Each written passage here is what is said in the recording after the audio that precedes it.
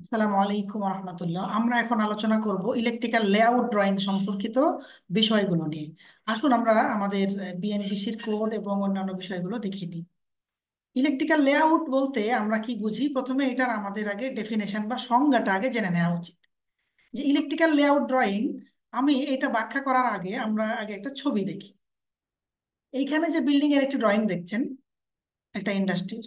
তো এই ইন্ডাস্ট্রিতে এই যে কন্ডুইট গুলা কিভাবে যাবে, ফ্যানটা কোথায় বসবে, সুইচটা কোথায় বসবে, সুইচ বোর্ড কোথায় বসবে, এক্সস্ট ফ্যান কোথায় বসবে, অর্থাৎ ইলেকট্রিক্যাল ড্রয়িং এর জন্য আর্কিটেক্ট ড্রয়িং এর উপরে ইলেকট্রিক্যাল ফিটিং ফিক্সার্স গুলাকে কোথায় বসানো হবে, এক্সাক্ট কোন জায়গায় বসবে, কিভাবে বসবে, ওর কেবল মানে লেইংটা কিভাবে হবে, কেবল ট্রে কোন দিয়ে যাবে, এইভাবে ইলেকট্রিক্যাল ইকুইপমেন্ট এবং ফিটিং ফিক্সার্স কিভাবে বসবে, কিভাবে নেওয়া হবে, যেই ড্রয়িং এর মাধ্যমে দেখানো হয় সেইটাকে বলা হচ্ছে ইলেকট্রিক্যাল লেআউট ড্রয়িং। আশা করি বিষয়টা বুঝতে পেরেছেন। এখন আমরা জানার চেষ্টা করব যে how to make detail circuit diagram. ELD থেকে কিভাবে ডিটেইল সার্কিট ডায়াগ্রাম করতে হবে তার কিছু প্রসিডিউর বাংলাদেশ ন্যাশনাল বিল্ডিং কোডে বলা হয়েছে।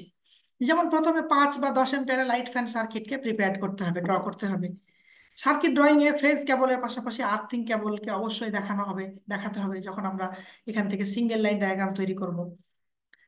ডিবি এসডিবির সার্কিট ডায়াগ্রাম দেখাতে হবে এবং সবগুলো ডায়াগ্রামকে পরবর্তীতে এসএলডির মাধ্যমে উপস্থাপন করতে হবে। এসএলডি মানে হচ্ছে সিঙ্গেল লাইন ডায়াগ্রাম। আমাদের আলোচনাটি আশা করি অনেক কাজে আসবে। পরবর্তী ভিডিও দেখার জন্য আপনাদেরকে আমন্ত্রণ রইল। ধন্যবাদ সবাইকে। আসসালামু আলাইকুম রহমতুল্লাহ।